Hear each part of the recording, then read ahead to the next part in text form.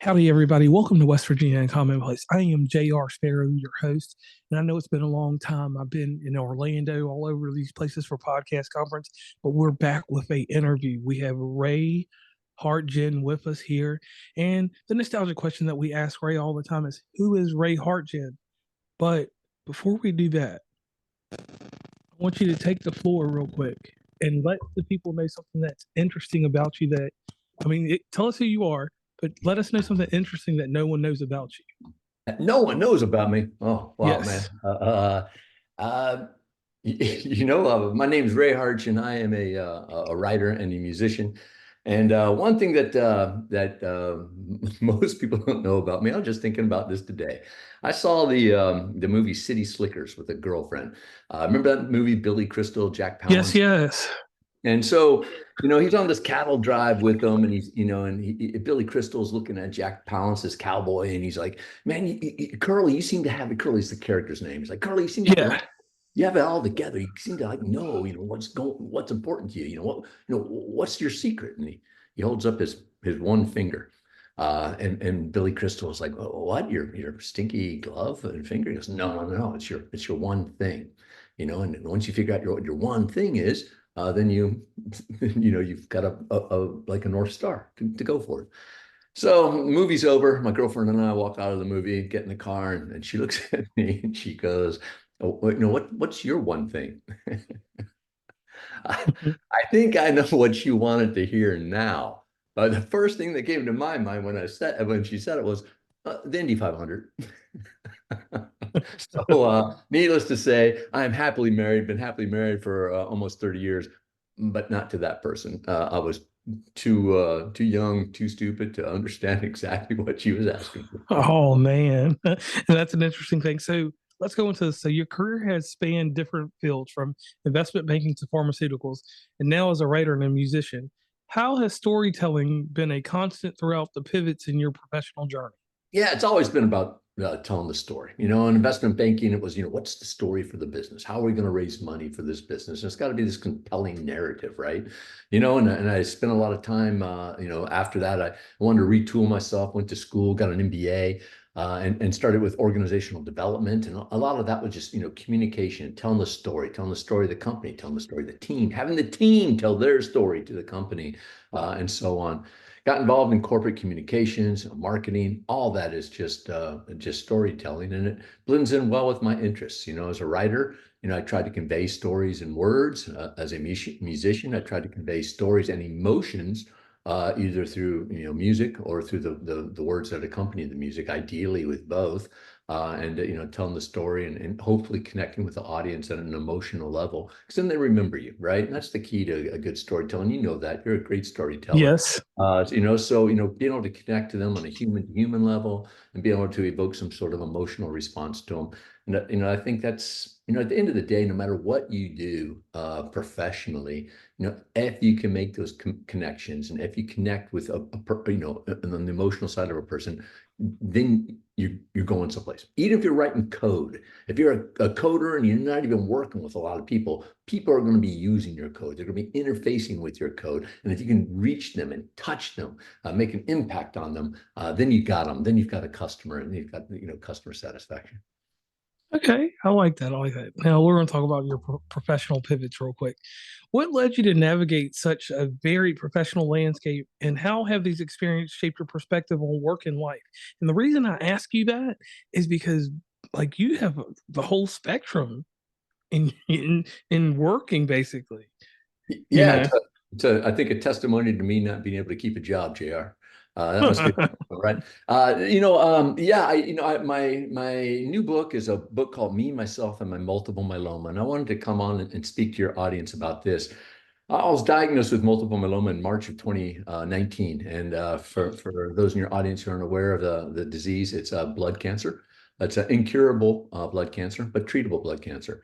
And you know what? When I was diagnosed with it, I think when anyone is diagnosed with any type of chronic serious illness, there's a lot of thoughts that go into it. A lot of the, like this mental and emotional and spiritual types of things that kind of hit you, and it gets to be overbearing. But cancer has given to me, provided for me more than it's taken away. And I talk about this a lot with in patient support groups and the like. And, I wanted to share with you and with your audience, things that kind of helped me make a pivot to do stuff that was most important for me, the things that matter most to me, the things that give me the greatest sense of joy, the things that give me a peace of mind, sense of accomplishment, and so forth.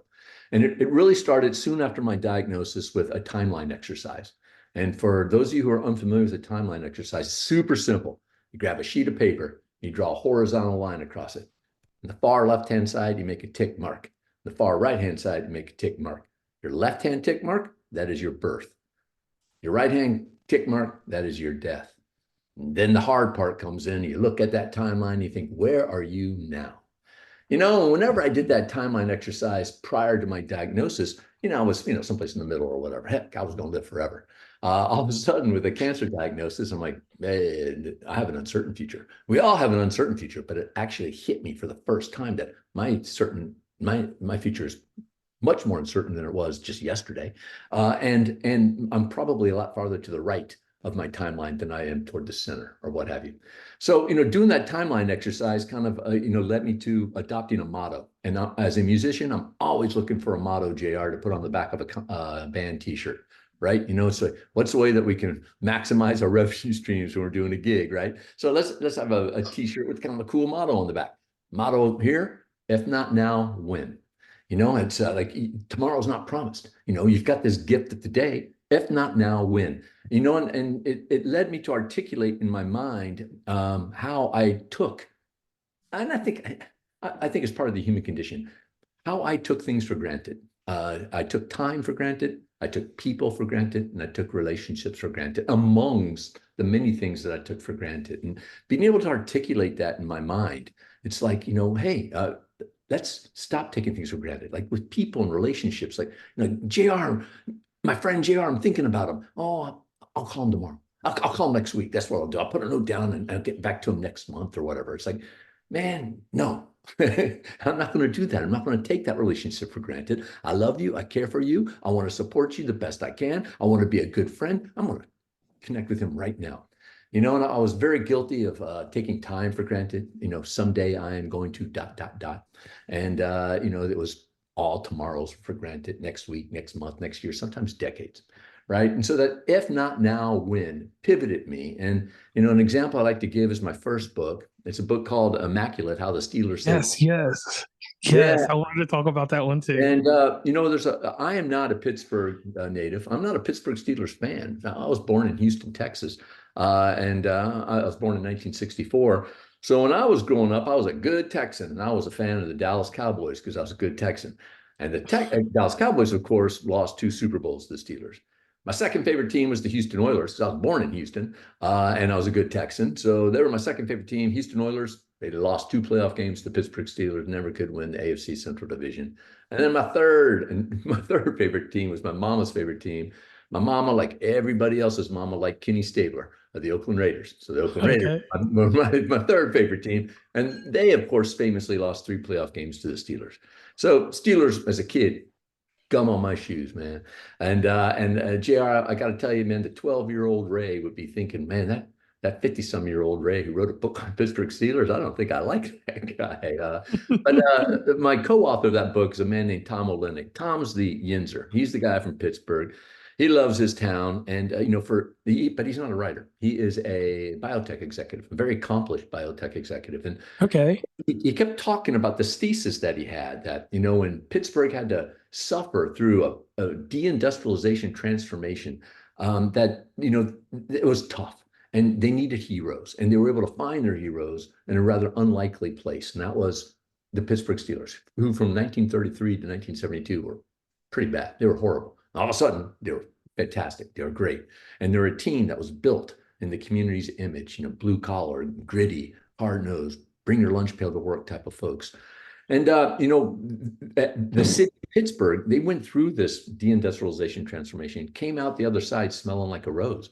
I mean, Pittsburgh today is recognized around the world as this, as one of the most livable cities in the world. They're, renowned for academia, technology, robotics, healthcare, medical research, et cetera, et cetera, et cetera. So they are kind of like a model new economy city, whereas Pittsburgh's, Rust Belt cousins like Cleveland and Detroit, Buffalo, they've kind of struggled. They still struggle with this deindustrialization transformation. And so Tom had this idea floating around for decades. I mean, his family was tired of hearing about it. His friends, like me, I mean, I didn't know him that long, but I knew him for about 15 years, but he just kept Yeah. talking. This would be a great book. This would be a great book. Well, that cancer diagnosis of mine, that if not now, when motto, I looked at him one day and I said, hey, Tom, if not now, when? Let's start writing. I mean, there's a great idea, but until we start hitting the keyboard, it's not going to be anything but an idea. So let's take action on it. If we ever veer off of your vision, pull me back, man, and we'll get back on your vision. Year and a half later, we never had to pull back. We were able to go to market with it, and it's been well received, and super happy about that. So, taking this idea of if not now, when, what are the things that, knowing that tomorrow's not promised, what are the things that are most important to you? What do you want your legacy to be? Who are the people that you want to connect with? Our lives are filled with the minutia, but what's the most important thing for us? What do we want to do? What's going to give us joy, inner peace, satisfaction? What's going to put food on my table? How am I going to nurture the relationships I have? Those are the things that I want to do today. And that's led me to my current motto, which is also on the back of a band t-shirt. And that is punch today in the face. Today is a gift, man. So let's use it up. As they used to say with the horses back in the day, it's ride it hard and put it up wet, right? And use up the day for every second that you can. And then when you're laying in bed at night and you're kind of dozing off, you can look over toward tomorrow's way and give it a point and say, coming for you next, right? So Yes, you can. there we go. So one thing I'd like to ask about, you have an acoustic band, a two-piece acoustic band, Yeah. the Chronic Padres. Chronic Padres. Can you tell us about them and how they've helped you, or how this has helped you in your cancer journey? Yeah, the Chronic Padres, a lot of people like to ask me, where'd you come up with that name? I said, I didn't. My singer, Scott Sorocek, came up with it. He's got 3 daughters. I've got a daughter and a son. So I guess we are definitely Padres. And once you're a father, you're always a father, right? So we're chronic about it. I've been a musician for a long, long time, JR. And, it's the days of me wanting to start a set at 10 o'clock at night, with carrying a whole bunch of equipment with you and setting up, you get there at 8, you're helping out the drummer and all that. You set up for a 10 o'clock gig, tearing it down at 1, 2, coming home at 3. I'm too old for that. So about 10 years ago, Scott and I were just talking about it and said, you know what? Let's strip it down. That's 2 acoustic guitars and, a 20, 35, 20 to 30 minute setup, 20 to 30 minute teardown. We're not in the way of the restaurant, the bar, the winery, or whatever. Let's get in, let's get out, let's do our thing. And we love writing music. We love recording music. Most of all, we like playing music. And playing music is therapeutic for me. And I think it's therapeutic for a lot of people, whether they play music or just listen to music, right? There's our heart beating in our chest has got a little rhythm to it, and there's like a little rhythm to life, and you can see kids like picking up music and making noise and things like that. And it's being able to play, particularly with an acoustic guitar when it's just us. We don't have a drummer and things like that, and so even playing with a musical style that's kind of got a beat and a staccato to it, because I am the rhythm section as well, right? And playing that, just it's soothing, it's meditative, and it's fun. It's fun sharing our music or doing covers of other people's music, but sharing it with other people. We call ourselves the Happy Hour House Band because we like to get home, sometimes before it's even dark outside, right? And so we play a lot of wineries, we play a lot of breweries, and we just like to hang out and hang out with cool people, doing cool stuff, having fun time. All right, so I would like to ask you about your educational background real quick. You got an undergraduate degree from Eastern Kentucky University, an MBA from the University of Washington. How have these academic pursuits that you went on influenced your life along with the cancer? Because having that much education, you're a well-rounded thinker, and you're probably like me, because we're almost from the same generation. We were taught to be formulated thinkers. We weren't these assembly line thinkers that are present today. So, like, how did all of this stuff, like your education background, like with being diagnosed with the cancer and everything, like how did that play a role in how you were decisive and how you were going to continue to live? Yeah, that's a good question, and I can expect that from you, JR, because you ask good questions, right? That's what you do. Yeah. I like to break my education into two different things because there was a pivot there, and I was ill prepared for that pivot, right? So, being at Eastern Kentucky University, I studied finance and general business, and as a young kid, I wanted to be in finance. I wanted to be in investment banking. And that's I watched movies about it and stuff like that. I thought, man, that'd be pretty cool. And then when I got there, it wasn't so cool, right? I was 22 and I was making a lot of money, but the people I was working with weren't that great. As people, right? It's very chauvinistic. A group. It's very.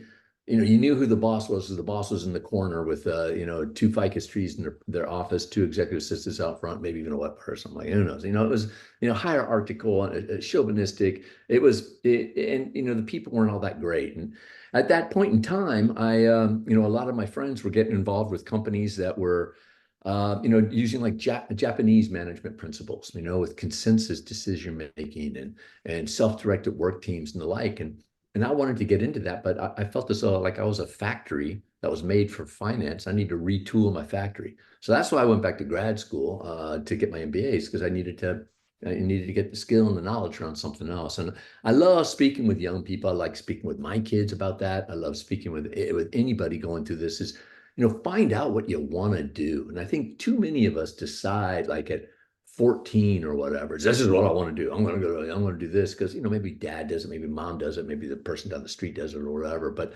I cherish the opportunities to discover, right? And when we're young, particularly when we're children, I'm talking like elementary school children, when you approach things with this beginner's attitude, right? And you're just a sponge for learning, right? As we get a little bit older, we think, oh yeah, man, I know everything, I'm not going to learn anything. We tend to, actually, social media, definitely contributes us to us only learning about things we already know. You click on story A, you're going to get a bunch of things about story A, right? And it's going to be fed into you, and so go out, break out from where we are, go to the uncommon, JR, Yeah. and search out and educate yourself and find the things that you're passionate about, right? And so, I wanted to work away from the finance and the people that kind of, that the culture of finance and get into the culture of people working together to accomplish great things, the leverage, the synergy that came with people, and that idea of the science of organizational development. And that led me to the University of Washington, where one of the founding fathers of that behavioral science, organizational development, is named Cecil Bell, along with his partner Wendell French. They created kind of like the Bible for organizational development back in the 70s. So I wanted to learn from the guy who kind of invented the science, and that led me on my way. And then like I've already said about being diagnosed with cancer and kind of adjusting my outlook on things. What else could I do, and how can I continue to grow? Cancer affects me in certain ways, but it's also given me things. It hasn't taken much away. I am still a father. I'm still a bandmate. I am still a husband, a son, a uncle, etc. But now I'm also a cancer patient advocate. I'm an advocate for cancer patient caregivers, the unsung heroes. I'm a fundraiser for both those things. So, when you look at it that way, cancer hasn't taken away any of my roles, any of my accountabilities, any of my goals and objectives I'm trying to achieve. It's actually added to it. It's given me more roles and it's given me more purpose, more accountabilities, more objectives. Okay, and I like that. And you mentioned something family. If I'm correct, there's a wife, Lori, there is a daughter, Olivia, and a son, Raymond, correct? That's right. Now, let me And ask you dog Quinn. I a don't know if you dog know Quinn? my dog Quinn, but he's Oh, a member of the family. okay, so the member of family. So, how has everyone dealt with this cancer? And how are you? And this is a wild question I'm about to ask. How are you supportive of them while you're going through this? Because that's one aspect that doesn't get asked, or I've never actually got that answer because or even asked it because when someone has cancer, even if it's in remission or however, nobody ever asks how they're supporting the people that are supporting them. Yeah, and I learned quickly that just by looking, I had to go through a stem cell transplant. Wasn't a whole heck of a lot of fun. Just even getting to diagnosis was a bone marrow biopsy, and I have a pro tip for everybody listening out there: not to be considered recreationally. It's not a hobby. It's not very fun to go through. My wife had to leave the exam room during my bone marrow biopsy because it hurt. And she didn't want to see me in pain. And I go back to the memories of Lori giving birth to our children, and she was hurt and she was experiencing discomfort, and I didn't like it at all. I mean, here's somebody I care for, I love, and she's not feeling so great, right? But I don't know where she can go. I don't know where she is on her scale, right? And so, she's got it under control. She knows, but I don't. And the anguish that I felt, and seeing her leave, she didn't know what I could take, either through my bone marrow biopsy, plural, because I've had more than one, or through, my stem cell transplant and the chemotherapy that went along with it and all that. And so I know, I can empathize with, her uncertainty. The caregivers, in my support groups, I am around patients and caregivers. Some people have been both, and everybody who has been both says, without a doubt, it's the caregiver that's the harder role. And so, if you know anybody who, first off, you know anybody that's going through a serious illness alone, reach out to them, because it is a heavy burden. I mean, there's just so, medical appointments, medicines, but we get mail every day, a lot of it, real mail, snail mail, that is from a pharmaceutical company, an insurance company, a care provider, what have you. So if you know somebody alone, reach out to them. And then if people do have people taking care of them, what about the person take care of them? It's like that. It's like, you just came back from Orlando, right? On your Yep. airplane, there's an unlikely event that the oxygen masks come down. If you're traveling with small children or people who need help, put yours on first and help them. The caregiver needs to be taken care of, right? And you asked the question Yes. about our communications about that. It's funny, like my son's 26. Yes, my son's 26. He doesn't even talk about it. He doesn't want to know. And I don't think he just doesn't want his dad to be sick. And so he doesn't ask about it. My daughter, 28, she'll ask more often. Lori and I still haven't had, like really deep conversations about what are you afraid of and stuff forth. So I'm doing well. I'm looking good. I'm feeling good. I'm doing well with this, but we haven't had really, some of the conversations that will come at some point in time or what have you. It's there's still a little bit of ostrich burying its head in the sand a little bit, maybe a little bit of denial, and let's go through today, and let's not talk about next week, next month, next year, and so on. So a good question, and it is tough. The first phone call I made was to my daughter. I thought I'd start on the East Coast. She was at grad school in Nashville, and or law school, and so I thought I'll start with her, and it was the most difficult conversation I ever had in my life.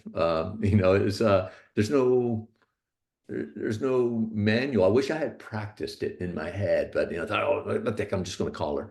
But my daughter at the time, that's 5 years ago. She's 23. I don't even know if she knew her phone. You could talk on one of these things. It was a texting device, an Instagram surfing device, or whatever. When Dad's calling, I mean, she was almost in tears. I was calling, what's wrong? And I'm like, and so it was difficult, and they are difficult conversations, but conversations you have to have. Okay. And thank you for doing that. That was one of the gems inside this episode. Now, we're to a portion in the show where I like to pay homage to 2020. 2020 was a news magazine, and it still is a news magazine. I need to stop saying was, but it is a news magazine that had John Stossel on there. He was the comic relief. Yeah. Diane Sawyer was on there with poignant interviewing skills. To me, she should have been where Barbara Walters was, but the late great Barbara Walters will pay her respect. She made people personable, and like I always say on here, if she was doing a really good interview, the newscast would let her go to 11:05. If it Uh-huh. was subpar, they would cut her off at 11. And you know exactly what I'm Yeah. talking about.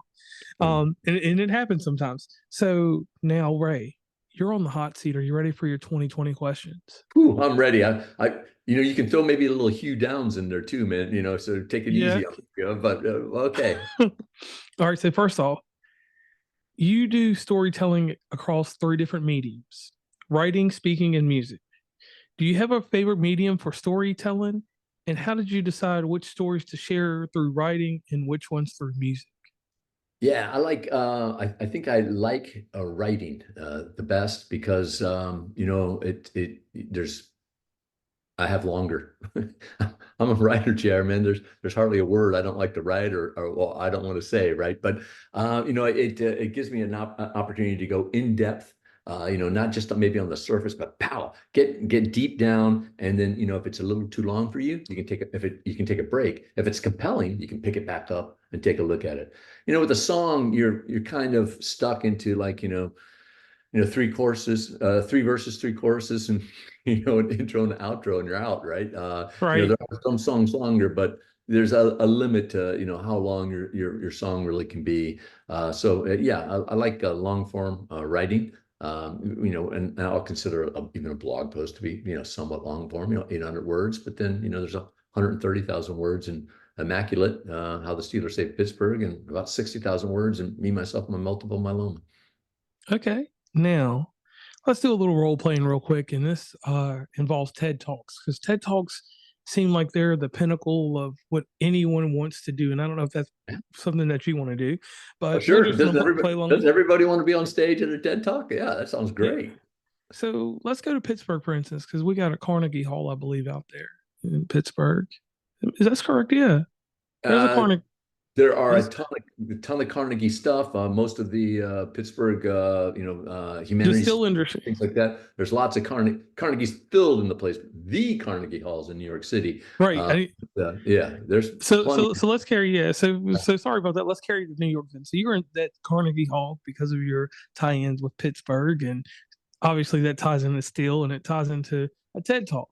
So you're at this TED Talk and you have to give the intro to your TED Talk. What is it? Oh. First of all, I want a music intro. If I can have a little music intro, that is AC/DC's Thunderstruck. Okay, Oh, I got you already. thunder. First time I heard that, I thought, man, if I ever become a professional wrestler or whatever, that's going to be my entrance music. So yeah, coming into that, and the introduction, I'd want to talk about, and I'd want to talk about punching today in the face. And All right. I would, want to, get people up, get them shadow boxing or something, maybe beating them on some drums, get some kinetic activity involved, and talking about the gift that we have of today and the perils of taking time and people and relationships for granted. I want to be sitting on my deathbed. I don't want to be sitting back there going, well, I really wish I had dealt with more of this minutia in my life or whatever. I'm not going to, I don't want to sit back there and go, I'm glad I took care of business, the things that were important to me. And we all have different things. The most important things for you are different than they are for me. And that's great. Just identify what they are, go out there, grab a hold of it with the zest. And I think, did I answer your question there? Yes, it did. Yes, you did. All right. All right, so let's take a trip down 995 from there and let's go to Baltimore. A little bit outside of Baltimore. Let's go to Johns Hopkins University. Yeah. All right. Now, this TED Talk, though, I'm going to help you with this one.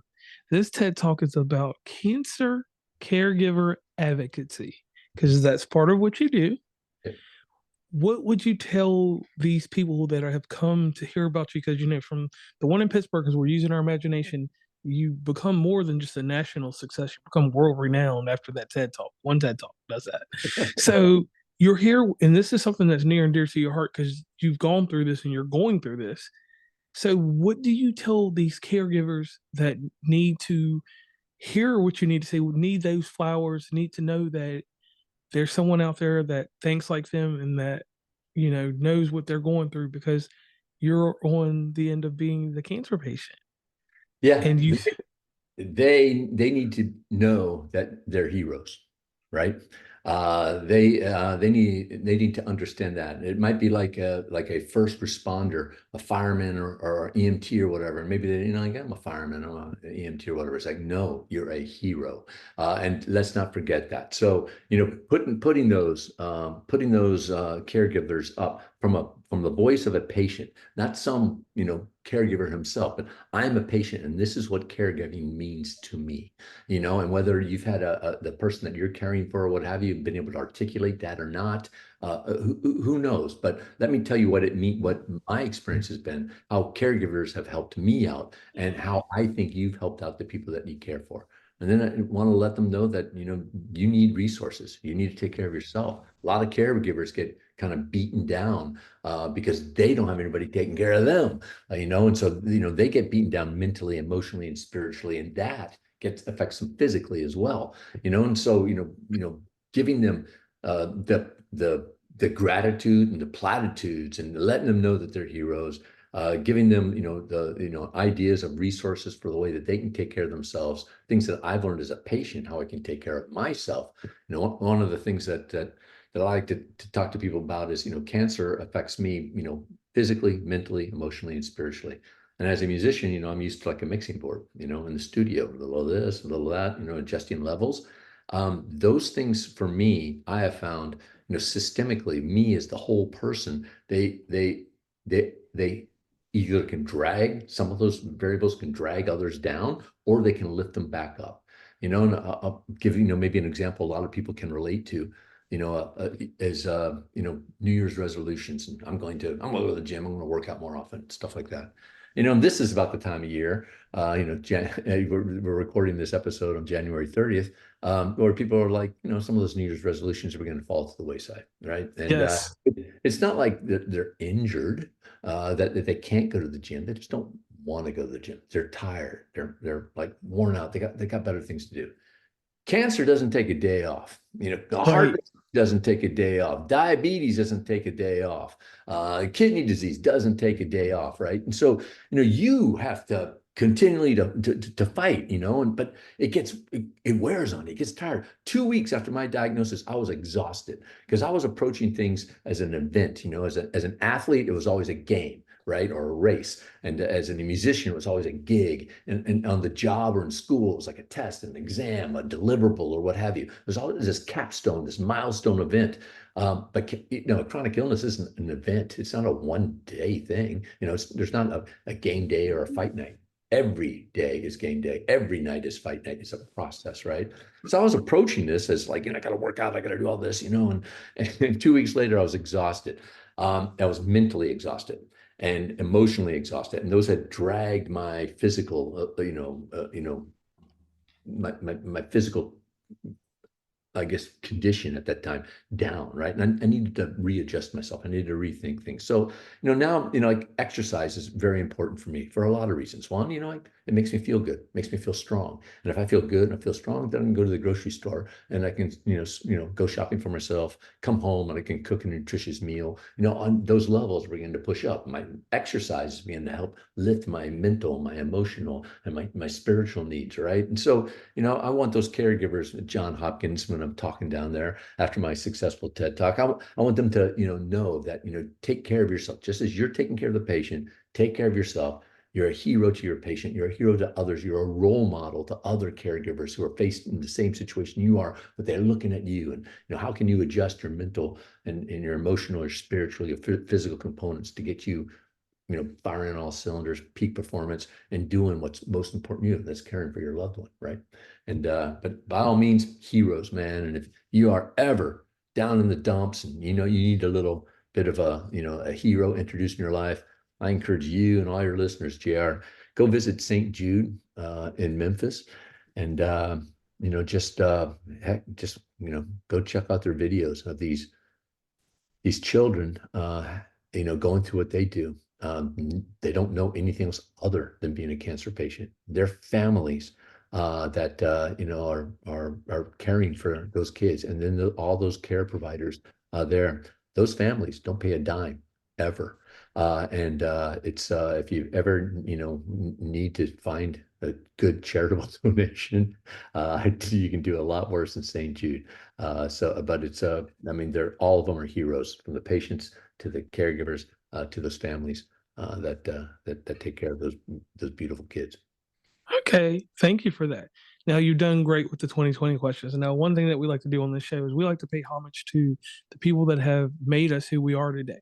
So, Ray, please give a huge shout out or flowers to whomever has helped you become who you are today. Hey, well, first of all, I want to give some flowers out to you, JR. Thank you for the opportunity. I very much appreciate it. I've enjoyed our conversation. My wife has been a rock beside me, not just for the 5 years I've had cancer, but for the 25 years before that. My children have taught me more than I have taught them. And then my parents. My mother passed away from Alzheimer's, about 8 years ago. But her and my father, I was so fortunate to have come from a loving family that I had both parents in my life as well. I know a lot of people don't have that. And they allowed me to be a kid for a really long time. I mean, I was a kid well into my 20s, and that's one of the things, one of the passions I have is to, let's try to have our children be children for a little bit longer than we let them sometimes, in our world today, they grow up so fast. And it's great just to be running around in the creek, looking for frogs or whatever, as opposed to, some of the responsibilities that we put on them. And particularly around the world and some impoverished countries, the work that organizations like Save the Children do, it's like, isn't it great just to see a smile on a kid's face and my parents, allowed me to put a smile on my face, allowed me to go through and wonder, to read and to learn. And yeah, so I owe my parents a lot. But yeah, and my father is remarried, and so I have another mom, lucky with that, and a new family that goes along with it. I have a brother for the first time ever, Oh, wow. which is pretty cool. And yeah, I want to thank them for continuing to support me, love me unconditionally. That's what love's about, right? That unconditional love. I don't always do the right thing, but they love me no matter what. So Okay, and thank you for that. Now, one thing I do for the guests when they come on the show is I give them a quick little testimonial about themselves. So, one thing that I noticed about you from the time that we started talking until now is this one thing: you provide a home to people. Providing a home to people is different than being in a house because a lot of people in any generation grow up in houses and don't have the love, the condition, the compassion for passion, and the passion for compassion that you have. And with you having those things, you're able to provide a home for advocacy for people that have cancer and for cancer patient caregivers. That's a lot to say. yeah. And in doing so, with writing books, performing music, and giving art back into the world. That's a very hard thing to do because nowadays this new generation has kind of lost that aura to them. Those type of form factors of writing, music, and speech. So with you providing that, you're still keeping that in the world and you're enticing people to want to continue to do music. And that's something I want to tell you thank you for there because that's a lost art that's going away. Everybody's trying to synth this and that and all this electronic stuff to music to kind of deteriorate what we knew and what we grew up with. So thank you for keeping that legacy going there. The next thing is having fortitude because you don't have to get on the stage. You don't have to share anything about your life. You could be bitter, you could be sad, you could be angry, you could be mad at the world for what happened to you in 2019. And even survive until this time, you could still be mad because you could say, why me? And just stop there. But you didn't do that. And with you not doing that, you saved somebody's life. You saved yours, you saved countless other lives that you may not even know about. So being on a podcast, writing a book, and enshrining your book in places. One thing I want the listeners to do real quick is definitely go buy this book, but I want you to do something else. I want you to go to your library and request this book. Get the ISBN off the book once you buy it and request it so it's immortalized in your city, in your town, because that's something that gets lost in translation with authors. Too many people buy the books, but they don't end up in libraries. We need books in libraries because people still go there, and that's a formality that's getting lost in translation nowadays. So that's one thing I want you all to do there, listeners. That's a little bit of the library hack I always talk about. Now, going forward. I want to thank you so much for your observations. I greatly appreciate being you interpreting it as providing a home and the fortitude. I was very fortunate when I was first diagnosed that I was interviewed for several videos, newspaper articles, and the like, and a lot of people asked me, is like, what can I do for you? And I didn't know, but I do know what people can do for me now. And I do want to share them very quickly with you, very fast. Okay, go ahead. First thing, go see your doctor. My journey to being diagnosed with multiple myeloma was I was anemic on a routine blood test. And so it's like, well, let's find out, let's confirm that anemia, and then continue to search. Even though my workout metrics, I'm a cyclist, my workout metrics on my bicycle were every bit as good as they had been for the previous 5 years. By the time I had my bone marrow biopsy, as the tests became further and further along, 90% of my bone marrow was cancerous. Look at that. Silent. I felt great. I looked good. I felt good. In hindsight, I may have been maybe a bit fatigued, but give me a break. At the time, I was 54 years old, had a full-time job. I was married and had two children in private universities. I think I earned the right to be fatigued, right? So Yes. go see your doctor. Number two, and I call these the twos, and you don't need a doctor, and you certainly don't need Ray Hartjen to tell you what the twos are. These are the too minis, too much, too littles. Like you smoke too much, you drink too much, you exercise too little, you eat too few fruits and vegetables, things like that. Beware of your twos, mitigate your risk factors. Number three, third thing anyone can do for me is if you know somebody going through a serious health issue alone, reach out to them, help out. And I know what some of you might be thinking. It's like, well, what am I supposed to say? Start there. Just start and go, listen, JR, I don't know what to say, but I love you. I care for you. I want to be there for you. So I'm hoping we can kind of get through this difficult conversation right now. So then I know what to say, right? Number four is find your passion. And you're going to know your passion because you're going to get little goosebumps. I got little goosebumps right now just thinking about my passion. My passion is I wanted to share my story with me, myself, and my multiple myeloma.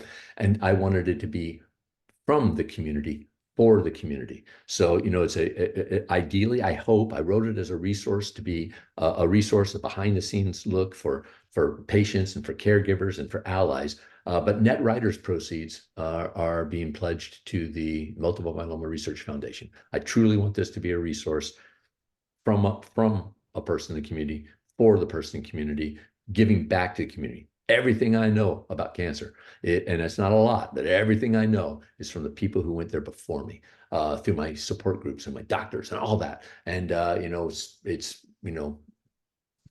right now I'm in a position I can reach back and pull people forward with me. You're right, and I want to do that because I know there's times when I'm lagging behind and I need to extend my hand, and someone needs to reach out and grab me and pull me forward. So yeah, four things you can do for me.